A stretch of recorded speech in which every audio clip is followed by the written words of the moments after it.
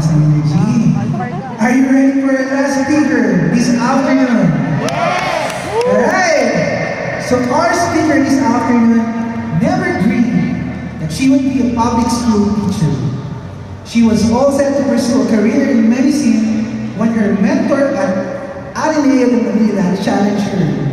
After graduation, she decided to take a break from school and join the Jesuit Volunteers Philippines. After her volunteer work, a mentor invited her to teach, and she described the kind of teacher that the Philippines need.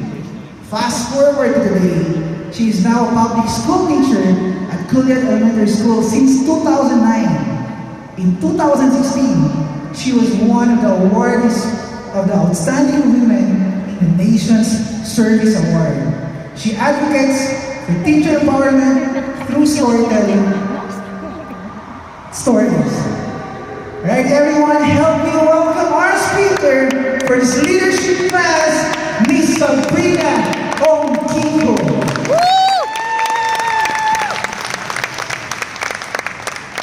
Good afternoon, everyone.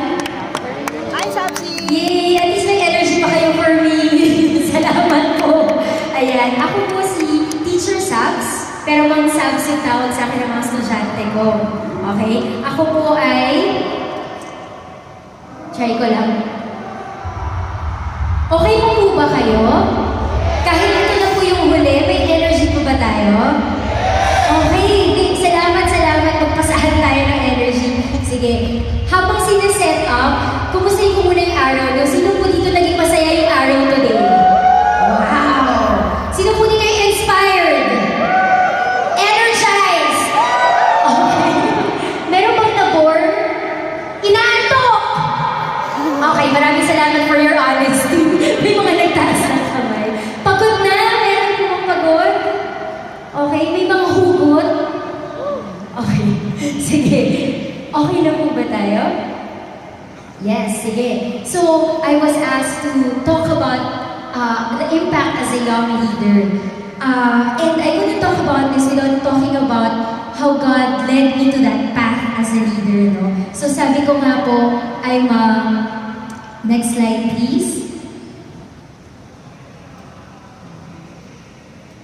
Ayan. I'm a public school teacher for 9 years already. And they call me Teacher Sabs or Mang Sabs. Pero bago ko magsimula, may tatanong ako, who among you have ever experienced making a tough decision like choosing between, next slide please, cell phones? Na-experience nyo na ba mamili? Ano yung bibili nyo? Okay. Sino dito yung maka-iPhone, Apple? Meron ba dito maka-Samsung? Ganyan? Okay. Oh, parang mas maraming Samsung today, ha? Sino po dito yung very tough, no? Very tough. Sige, sino po dito yung nahirapan naman mamili sa... Ayaw ko kumana, sorry. TV channels. Baka ABS-CBN. Yan. Tapos minsan di makapili GMA. Okay. Sino po dito yung... Para sa mga kaedad ko, nung panahon na yun, namili sa boy bands. Sinong NSYNC dito? Yes, NSYNC. Sinong Backstreet? Oh, wow, I'm sorry. Okay.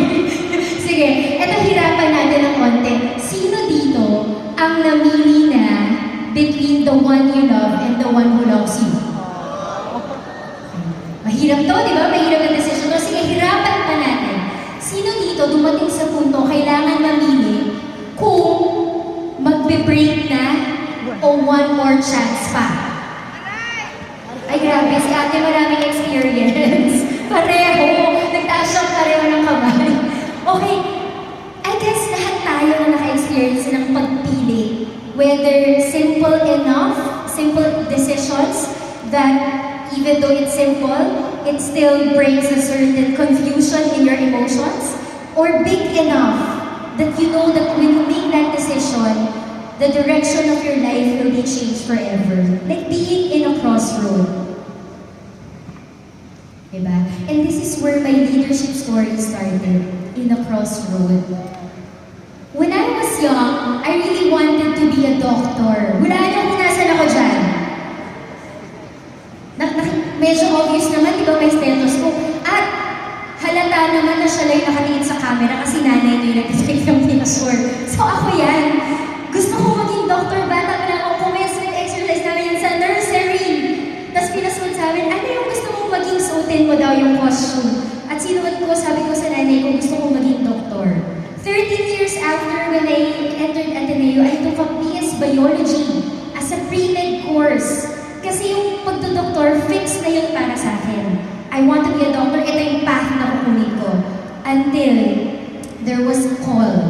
And literally, a call. Kasi tinawagan ako ng babaeng ito. Okay, yan.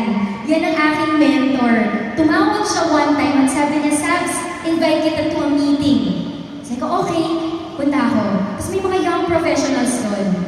Tapos, diniscuss ni Ma'am Action kung ano yung kailangan nating science teacher sa Philippines. Kailangan ganito, ganyan. Tapos nakikinig ako, tapos naisip ko, uy, teka, kaya ko yun na. Pwede ako yun. Tapos umuwi ako, hindi ako nakatulog. And that's when I realized na nasa crossroad na ako. Bakit? Kasi biglang uncomfortable na. Okay, alam niyo po ba sa lahat ng in-invite niya doon sa meeting na yun na young professionals, ako lang po yung nag-teacher.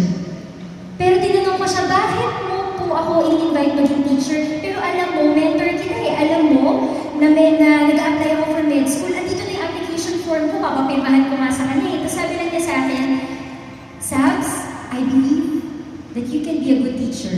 Yun lang. Tapos hindi na ako nakatulog.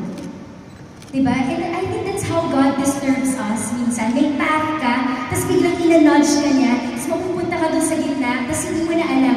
And that makes you uncomfortable. Kasi biglang nawala ka sa center.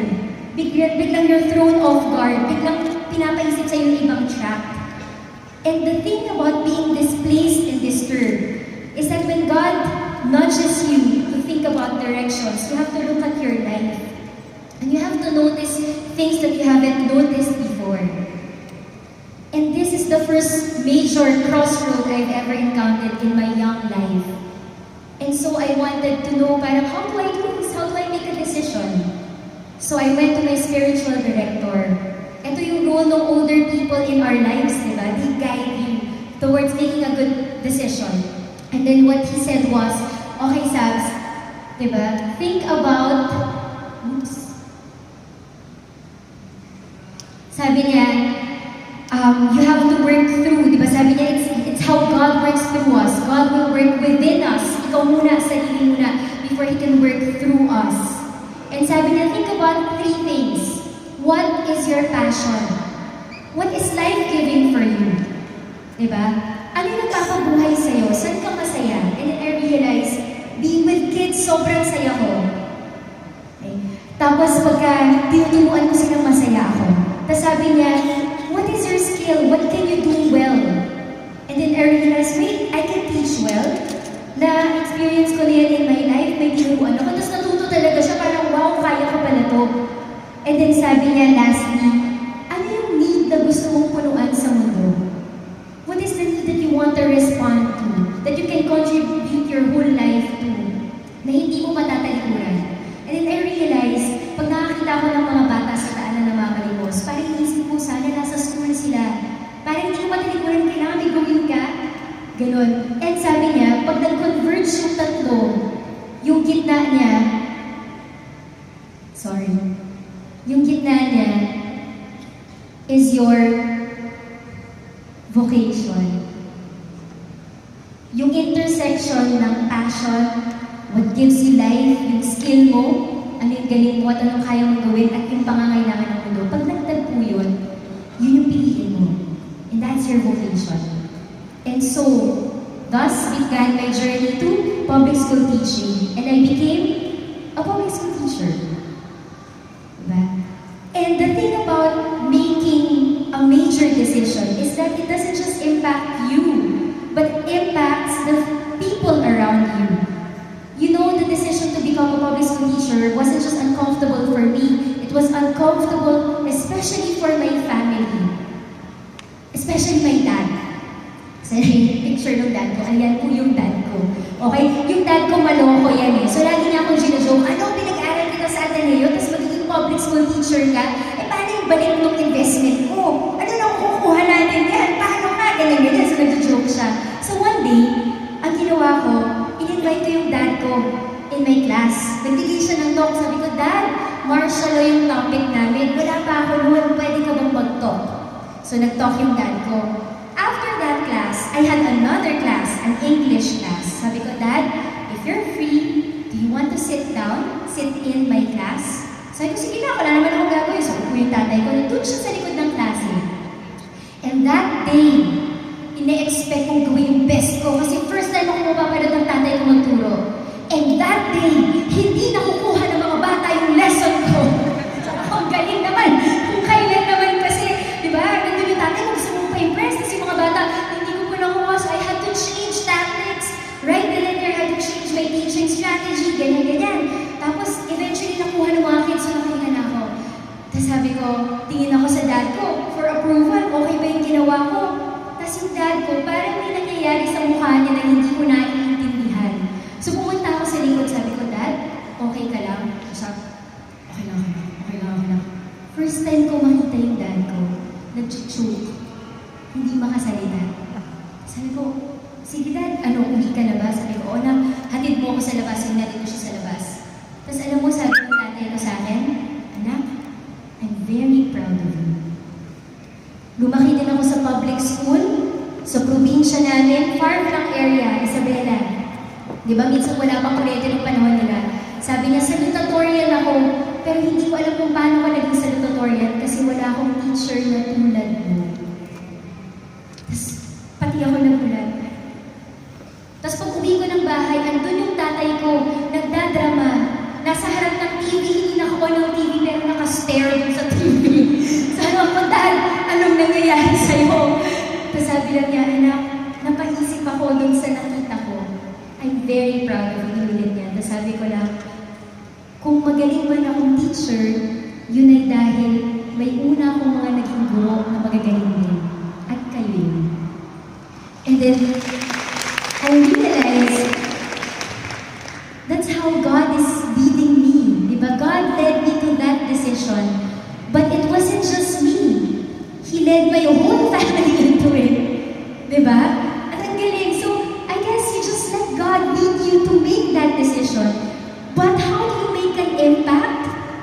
Is that you have to have the courage to make that, to say yes, and then stick to it. Kasi kung 1 or 2 years umalis na ako, pag sinabi ko sa natin, kung magpapublic school teacher ko, tapos 1 or 2 years tapos na, eh baka face lang yun. Walang impact yun. But the important thing is to stick to it. And that's when my dad changed his perspective about my decision. Diba? So yan. And I thought, that's it. That's the call. Diba, tinawag ka maging public school teacher, okay na. Pero hindi pala, kasi young, naive, hindi ko alam na that's not how God's call works. Diba? Gusto kong lokohin na parang yung tema natin, limitless. Para yung call ni God, limitless. Tinatawag ka niya to something bigger. May tawag sa'yo, may mas malaki pa, may mas malaki pa. Because walang hanggan. Hanggang pagtapos ata yung buhay mo, tatawagin ka niya. And He did call me to a bigger task, a bigger call. He asked me to share the story of public school teachers. Sabi ko, I'm 24 years old, new in the teaching profession, di ba? Anong alam ko? Bakit ako? Bakit ako? What will I tell people who are older and more experienced than me? And what right do I have to speak on behalf of my co-teachers? Eh, yung mga kwento nila mas magaganda pa sa akin eh. So, natanong ko si God, why me? Tapos pasok na naman tong isang mentor ko. Tapos sabi niya, Sabs, sabi ko kasi, di ba, Sir, ayoko magsalita. Di ba? Bakit ako? Tapos sabi lang niya, well, look at Jeremiah. So that's what I did. Hindi ko favorite ang Old Testament. Mas gusto ko ang New Testament. Pero binuksan ko yung Old Testament para hanapin si Jeremiah. At ito yung nakita ko. Nung ina-ask ni God si Jeremiah to be a prophet, this is what he said. Lord God, I said, I do not know, pabalik lang po, sorry. I do not know how to speak. I am too young. Nung nabasa ko yan, hashtag relate na relate talaga ako. Kasi yung sabi ko sa kanya, I don't know how to do this. Diba, bago pa ako. And anong sagot ni God kay Jeremiah? Do not be afraid of them, for I am with you. I place my words in your mouth. Ako bahala. Ako bahala. Yun yung sinasabi ni God. Diba? Sige lang, magkwento ka lang. Ako ang bahala. And so, I started doing small talks to share the experience. What He wanted me to do was to change people's perception of the public school. To paint a more balanced picture na hindi lang puro pangit, pero ito yung ginagawa namin maganda so that I can give people hope in our education system.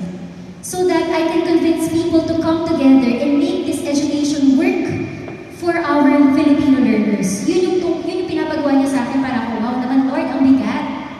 Diba, for a 24-year-old. Pero yun yung sabi lang niya, I am with you, I will put words in your mouth. Sige. And then, the invitation came for me to do a TED Talk. Sabi ako, okay, laki nun, TED Talk, paano kayong gagawin? And I said yes, you know why? For selfish reasons. I said yes because the year after, I was going to study abroad. And I don't want to forget why I'm doing this, why I'm teaching, so I go back to it. So I said yes to capture who I was at that point. Tapos sabi ko, papaliwanag ko na lang din bakit ko ito ginagawa. I invite my parents na. Kasi gusto nilang maintindihan bakit eh. I invite my co-teachers. Kasi lagi nila tinatanong, ba't ako nasa public school? I invite my students. So nandun. So selfish, it was for me. I did the talk for me. I was writing the talk. I was crying. I was encapsulating 4 years of my teaching life into one speech. And then when the time came that my name was called on stage, sabi ko lang na dito ako nakatayo sa gilid. Sabi ko lang, God, game na. Tapos sobrang peaceful na pakiramdam. And I knew He was there. He was talking with me. So I started to talk, and then forgot about it. Okay, fine, ganyan. Tapos na. Okay? Natuwa yung magulang ko, natuwa yung estudyante ko, natuwa yung co-teachers ko. I went to study abroad. And then, when I was there studying, yung video ng speech na yun naging viral. So parang ako, what? Bigla na ng messages came in sa Facebook, bigla na ang dami ng mga random messages thanking me, ganyan-ganyan. Sabi ko, but God, I made this for me. Apparently, God has better plans for it. Diba? Minsan ginagawa mo para sa sarili mo, parang iba yung naiisip ng Diyos.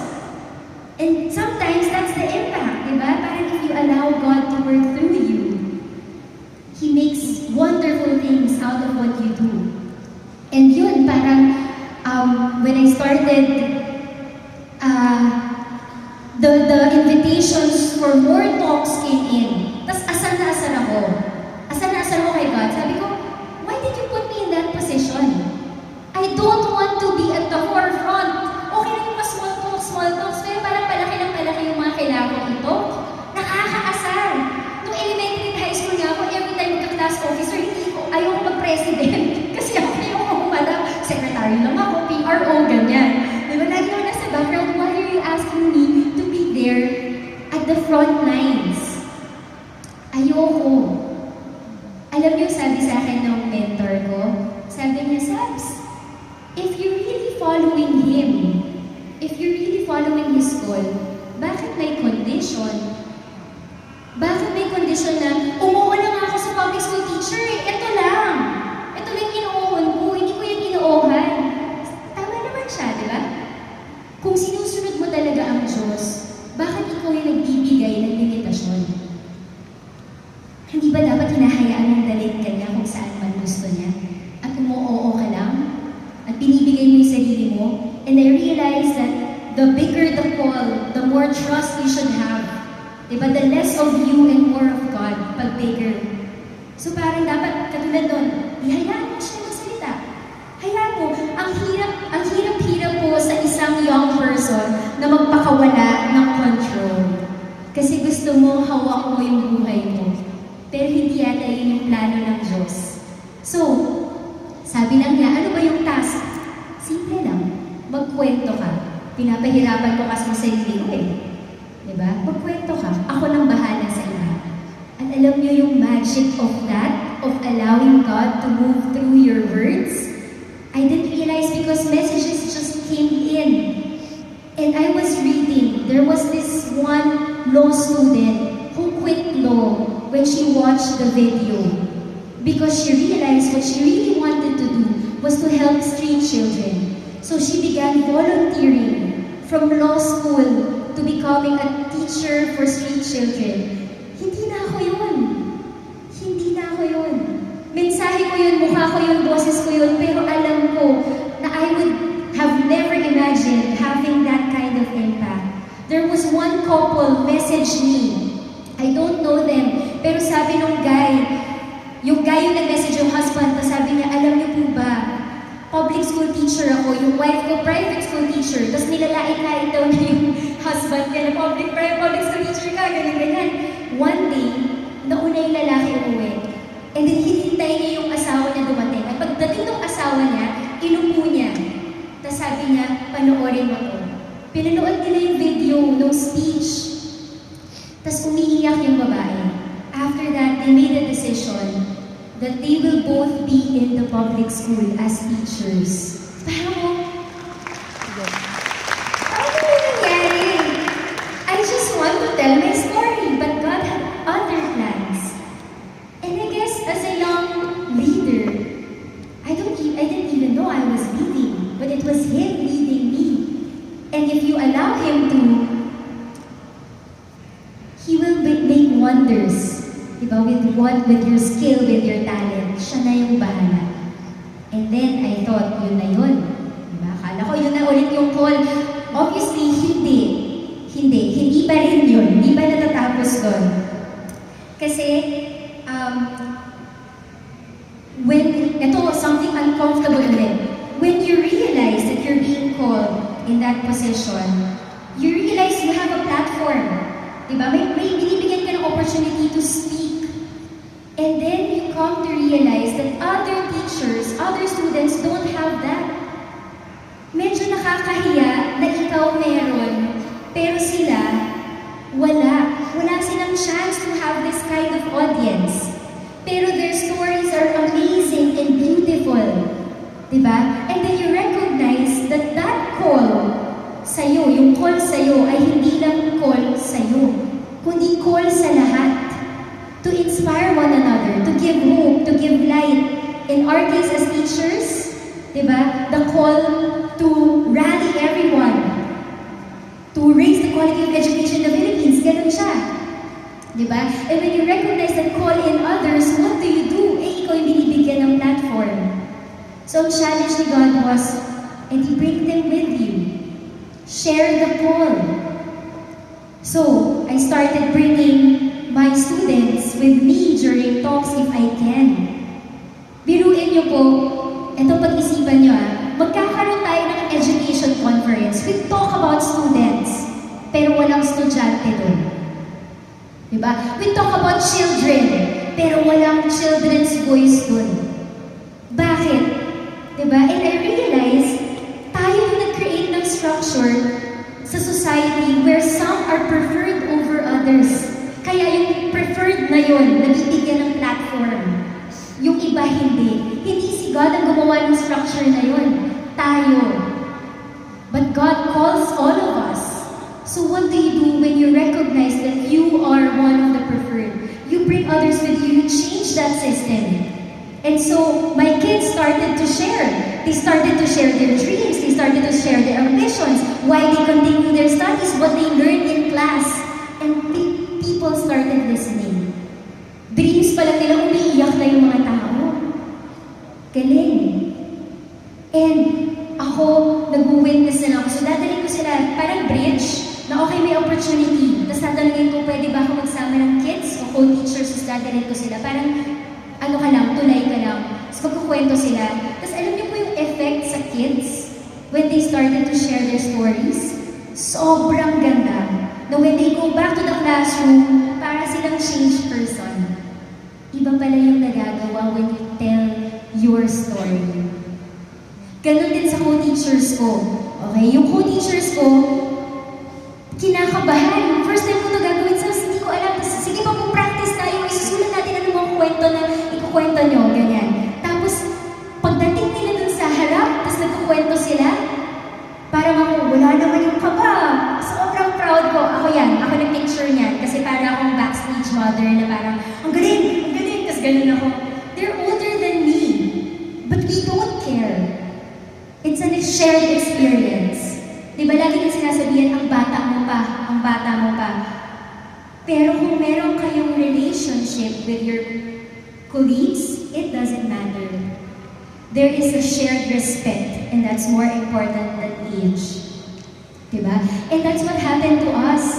Tapos, when they began sharing, sabi ng isang co-teacher ko, Ma'am Sabs, binigyan kami ng certificate, diba? Congratulations, may frame. Sabi niya, Ma'am Sabs, first time ko makatanggap ng certificate na may frame.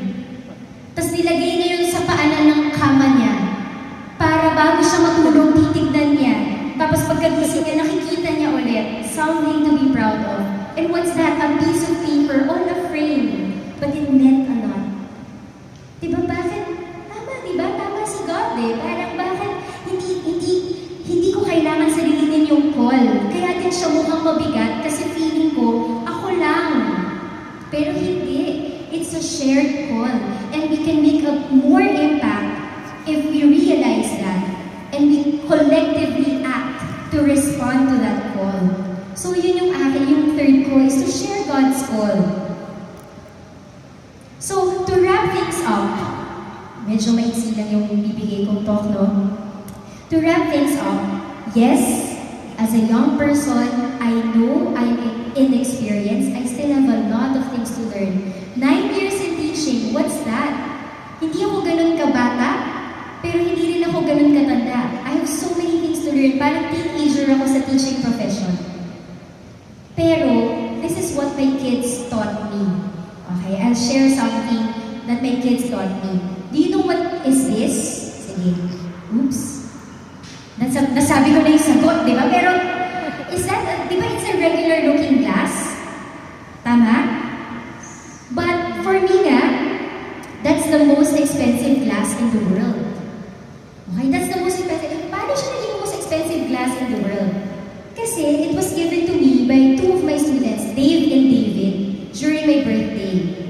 Inipon nila yung baon nila at bumili sila ng pinakamahal na regalo na pwede nilang bilhin gamit yung baon na yun. At itong baso na to ang nabili nila. Kaya yan ang pinakamahal na baso na meron ako. Diba? And what I learned from these kids was, eto, what's the best thing you can give with what you have? Hindi naman hinihingi ng Diyos na marami ka na kagad skills eh. Pero ngayon, meron kang talent, meron kang skill. With that, what's the best thing you can give? Para yung mga estudyante ko, kung pinag-ipunan nila yung baso na yun, diba? At naghanap sila, anong pinakamagandang mabibili ko gamit ito? Anong pinakamagandang ma-offer natin kay God with what we have right now? And we offer it and let Him do wonders with it. And yun yung pinaka-natutunan ko so far, sa aking journey. Kasi I acknowledge there's so many things I still need to learn and paths which I need to go to. I don't know what God has in store for me. Pero sa ngayon, ito yun. And responding to God's call doesn't mean it's smooth sailing. Pag nag-yes ka na ba, wow, ang ganda na ng buhay mo. Actually, hindi. Diba? Alam niyo rin po ito. Most of the time, you feel tired. Tama? Bata pa lang ako, pagod na ako. Ganon yung feeling. Okay? Pero hindi lang tired. Minsan, or most of the time then, you feel angry and frustrated. Diba? Tapos I realized, oh, how does God work in my life when I'm angry? Or tired? So, unahin natin si tired. There's so many times in my teaching career, akala lang nila pag nagtutalk kasi inspirational talk, so kailangan, di ba, inspire mo sila.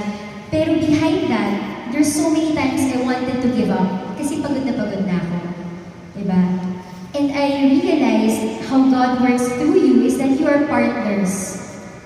Naalala ko dito lagi yung kwento ko with Judy Ann. Judy Ann was a student na may epilepsy. Lagi siya nagsi-seizures in class. At dahil nasa public school ako, na hindi maraming estudyante na mahirap, okay, so minsan kami nagdadala sa hospital. So one day, nangyari ulit, sineizure siya, dinala namin sa East Ave. And that day was story day. Story day was Judy Ann's favorite day. And the story was the giving tree. Ganda, di ba? So nung afternoon, sabi ko kay Judy Ann, babalikan kita sa dulo ng klase. Hanggang hapon yung klase ko. Balikan kita, Judy Ann. Okay? Tapos alis ako. Yun. Tinapos ko yung buong araw. Sobrang nakakapagod. And when I got back to the hospital, I brought the book with me. Sabi ko, kukwentuhan ko si Judy Ann. Pero pagdating ko doon, ano pa? Hile-hirera sila sa East Avenue sa Charity Ward. Nakapunta na po ba kayo doon? Tabi-tabi po yung mga beds. So, nandun yung mga bata, nandun yung mga magulang. Tapos mamaya may sumisigaw na magbibigay ng tray ng food. Tapos nakaupo ko sa corners, dapat nung kama ni Julian. Tapos naisip ko, grabe, sobrang pagod ko na. Baka naman sapat na dinalaw ko siya, tapos sabihin ko na lang, alis na ako. So kinalapit ko si Julian, sabi ko, Julian, tapos tingin siya sa akin. Tapos nakita niya yung libro, sabi niya, Ma'am, magkukwento ka? Tapos sabi ko, okay, hindi tayo alis. Kasi parang, hindi mo siya matatanggihan eh. Di ba? Okay, sabi ko, Lord, sobrang pagod na ako, hindi ko na kaya. Pwedeng ikaw na. Kasi wala na, kasi tumpay-pay na ako at the end of the day eh. Dami nangyari ng araw na yun eh. So, sabi ko, isang hingang malalim, binuksan ko yung libro. I started telling the giving tree, the story of the giving tree. Tapos alam nyo, hindi ko alam kung paano ko tinapos yung story with feelings and actions. Pero natapos ko yung story at pagsarado ko ng libro, pagtingin ko kay Judy Ann, sobrang reading ni Judy Ann. Pagtingin ko sa mga katabi niya, nakikinig pala lahat yung ibang bata dun sa kwentong pati yung magulang nila. Tapos palakpakan sila, sabi ko, okay, para akong nasa biyan, tapos nagkwento ka ng story. But I guess, and I tell this story in memory of Judy Ann. Because now she's gone. That was the last interaction I had with her.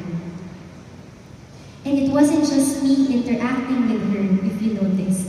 It was God. Diba? Pag hindi mo na kaya, papasok siya, tapos siya na.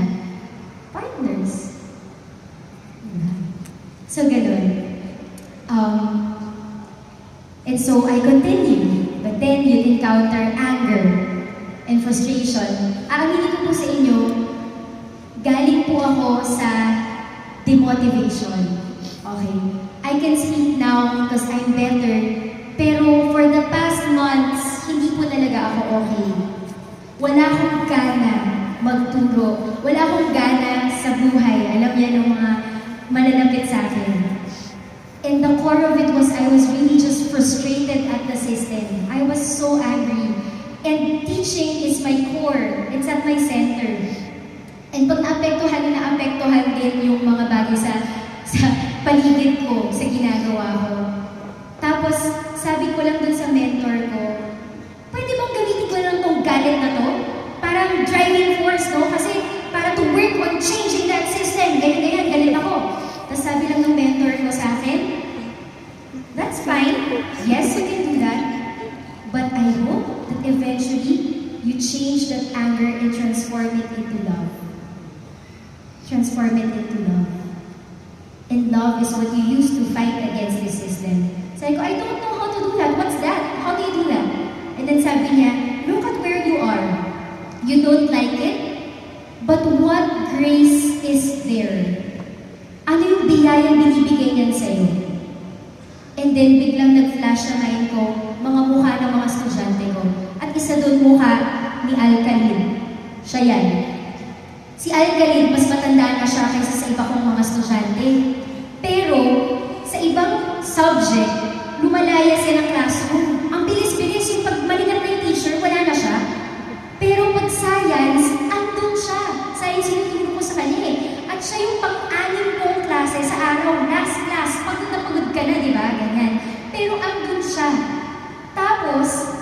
Sa third class ko, magkatapat yung classroom. Nagtuturo ako dito, nandun yung classroom ni Alcalin. Alam mo yung gagawin ni Alcalin? Sisilip siya. Tapos sabihin niya sa akin, mamaya mama, mamaya ah. Ganon siya. Sabi ko, tapos parang ako, iniisip ko na lang huling klase ko yun, okay, sige. Sabi ko, mamaya. Ganon ko. Tapos pag recess, pupunta pa siya ulit. Kung nasan ako, tapos sabi niya, ma'am, di ba body systems tayo ngayon? Sorry, naisip ko, this kid wants to learn.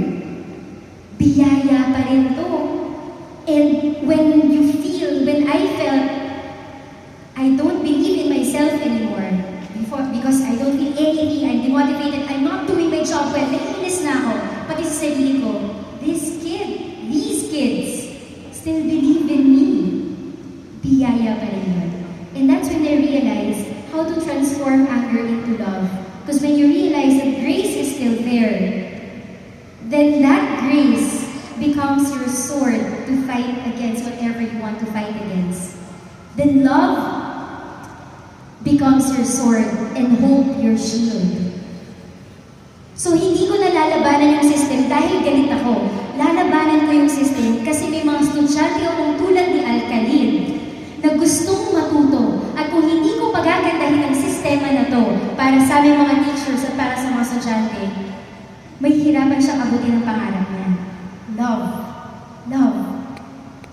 And I guess that's how Christ is also, di ba? That's how Christ lived His life.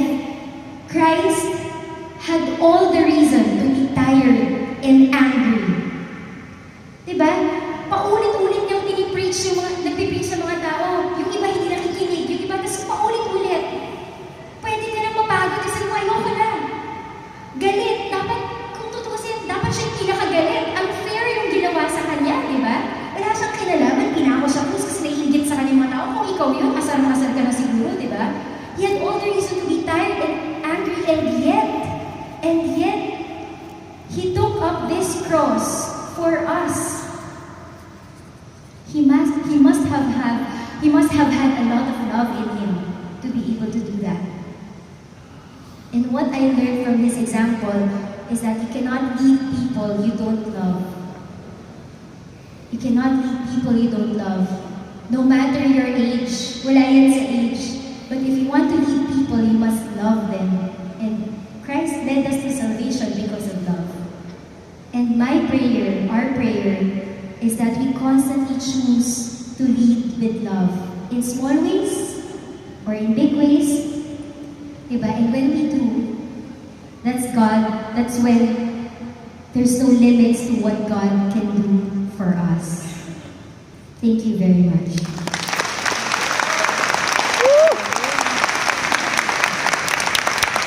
Thank you very much, Ms. Sabs, for that wonderful talk.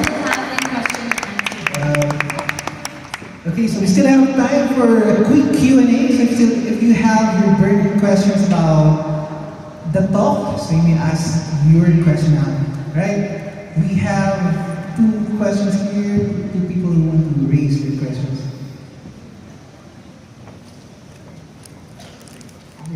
Okay. Good afternoon, Ms. Sabs. Ayun, na-inspired po ako sa kwento niyo po. Ako po isang newly hired public school teacher po. And I was moved nung isang kwento niyo po. Na dati kasi ako, ayaw ako magtuturo. Gusto ko rin maging tutor natin. Pero, yun nga, patuloy na nangyayari sa akin na lagi akong dito sa magiging teacher. Eh, tanong lang po, ano yung pwede nyo may payo sa akin kung isang newly hired public school teacher? Salamat. Magpahinga. Hindi, pero totoo. As a newly hired public school teacher, merong talagang desire to learn so much, di ba? To do a lot. Kasi ang gusto mo, makuha talaga yung loob ng students. You want to make this good. Ganon. Pero, relax a bit. Don't expect naman na lahat perfect. You can't do everything. Minsan ganon pag bagong teacher. Accept your limits. And every day, at the end of the day, magandang tanongin sa sarili mo, sa sarili, where was God in my day-to-day? Ganon. Para alam mo lang, para tomorrow meron ka lang energy. Paano kaya gagalaw si God ulit? Ganyan. Tapos magpahinga talaga. And yung isang sinasabi ko sa inyo, sa public school, marami pang mga sistema kailangan ayusin. At ang tanong nila lagi sa akin, paano ka hindi kakainin ng sistema? And you have, kaya ko rin siya, kaya ako 9 years nandito at kaya ko pa.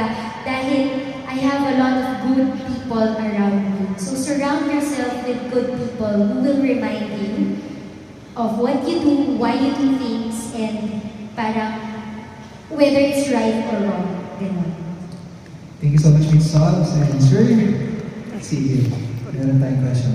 Good afternoon. Since our topic was all about leading young people, as a young leader, how do we measure our impact to the other people? Medyo mahirap siya, kaya pansinin mo, parang mostly it's how God led me to it, parang ganyan, and how He created impact through me, parang ganun yung kwento. Ang KPIs, depende talaga sa ginagawa mo. It can be very theoretical or may sistema, di ba? Ganyan. So, halimbawa, how many children have you reached? How many ganyan have you taught? Pero the most important impact ay mahirap talaga i-measure. Even with us teacher, halimbawa, how do I measure the impact of my teaching to my student? When I'm not only teaching a subject, but I'm teaching character. And how do you measure character? Mahirap siya. Pero look for, akin, para na mag-ground ka, look for little things that tell you that you are doing good. So, magpo-propel yun for you to, so everyday like in class, na-measure ko nag-improve ba yung behavior ng students ko? Nag-improve ba yung knowledge nila of the subject? Nakikita mo naman siya. And then make certain changes so that you make it better the next day or the next week. Ganun siya. Alright, thank you so Question. much. Question? And si Sir, si Angela. Oh, just Hi, Sabs. Very inspired for the topic today. Actually, I have 3 siblings who are public school teachers. Pero one is already in China. So one of my siblings po is, actually, she's frustrated right now. Parang ang feeling niya is gusto rin niyang mag-earn retirement. Dapat naging accountant siya dati, but because we're financially not capable dati, she was not able to push through the accountancy course. So, ngayon public school teacher siya. Ang question ko po, ma'am, is, saan ko makikita yung video? Kasi I think that video, I think it's meant to be shared. Pag nakita po yun ng mga public school teachers who are demotivated po ngayon, they would, that video might help them find that purpose. Why their profession is very noble and bakit nila kailangan mahalin yung profession ko nila. Yung video po, pwede mong makita sa YouTube. I-search nyo lang po yung return on investment. Tas yung pangalan ko po, Sabina Ongkiko. Parang I think ganun nilang kino-create yung mga 10 videos. So, yun po. okay, so we still have one more question here. Hi po ma'am, I'm Jello. And as of now po na take po ako ng Masters in Education. Although graduate po ako ng Mass ko in 2010, I just reached parang crossroads din po. And feeling ko, nilalapit ako nila sa field of education. Especially this coming school year. Nagdi-discern po ako na mag-apply na ng teaching load for senior high after my end of units. Ang fear ko lang po kasi is ako talaga, though my heart is for the children, for the senior high students. Kumbaga feeling ko may inspire ako na kabataan, pero may problema po ako sa kumbaga tulad nga ng nangyayari sa akin, pag nagsasalita ako sa harap ng maraming tao, medyo nagbabakal ako pag kinakabahan. Kumbaga paano po kaya ma-overcome yun?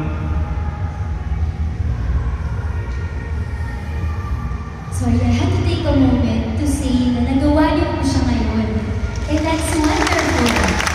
Di ba parang ako, teka namamamba kasi ako eh. When you said nagwawakal ka, natatakot ka, pero you overcame that fear to speak because you believe in so much in what you wanted to say. And I guess, ganun din po, parang with God by your side. And that's what courage means, di ba? Courage means na hindi naman nawala kang fear. Kung hindi, meron kang takot, pero nilalagpasan mo yung takot mo because you realize there's something bigger that you want, that you can do. Diba? And I think, in small ways, you were able to do that. What more in bigger things if God is leading you there? Ganun, good luck po, sir, and I will pray for you. Swerte yung mga magiging estudyante mo.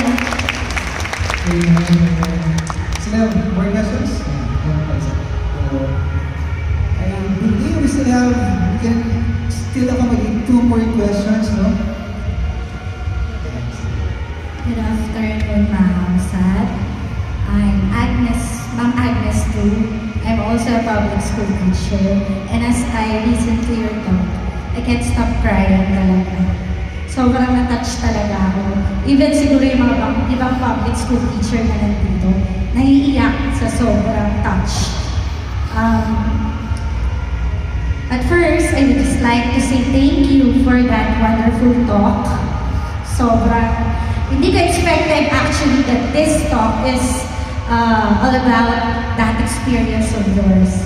Although I saw the profile, you're a public school teacher, kaya pumunta ako dito. I was thinking about I was thinking about other talk, pero when I saw your profile, so ay, ano to si Ma'am Ongkiko to. Parang ito yung video na napanood ko, ayun nga, totoo nga, ito pala talaga yun. And then, as I go here, parang sabi ko, Lord, you are leading me into something na hindi ko maintindihan yung spirit na gumagalaw ngayon. And as I listen to you, I really cried. I really cried talaga kasi as of now, we have teachers who are undergoing suicidal, di ba? I went to depression some TikTok a while ago. I even went to the stress management by Francisco. And this third class is really parang sabi ni Lord, eto na kung bakit. Kahit depressed ka na, stress ka na, nakakapagod talaga. Tama yung sinabi ni Ma'am Sabs. Kung newly hired teacher ka, learn how to rest. Kasi talaga pag wala ka na, you cannot do something about the students na naghihintay sa'yo. Truly, handling high school students is very stressful din talaga. Even super private school students. Kasi I also teach in St. Paul natin. Pero yung pagiging public school teacher is really different. And my question is that, how do you handle those adult leaders, since our topic is about young leaders, how do you handle the opinions of those, siguro yung matataas na leaders, na minsan talagang hindi kayo nagkakasundo, like a school head or a coordinator, fellow coordinators. How do you handle them na hindi kayo masasaktan pareho? Kasi sometimes, when I experience that, tumatahimik na lang ako, pero on the inside, talagang sumasabog yung puso ko, Lord, bakit gano'n? Hindi ba siya nag-attend ng fees? Gusto mo ba-attend ko siya sa fees? Or do you want me to share the video for him or for her? Ayun po. How do you handle those experiences when in the system, you're not parang, ayun. Oo, lalo na dahil bata ako. Parang tapos sabihin nila sila yung tama di ba? Pero may nakikita ka na hindi. And how do you assert na, pero ma'am, ito talaga yung tama. Or sir, ito talaga yung tama. Yung sa akin, number 1, I choose my battles.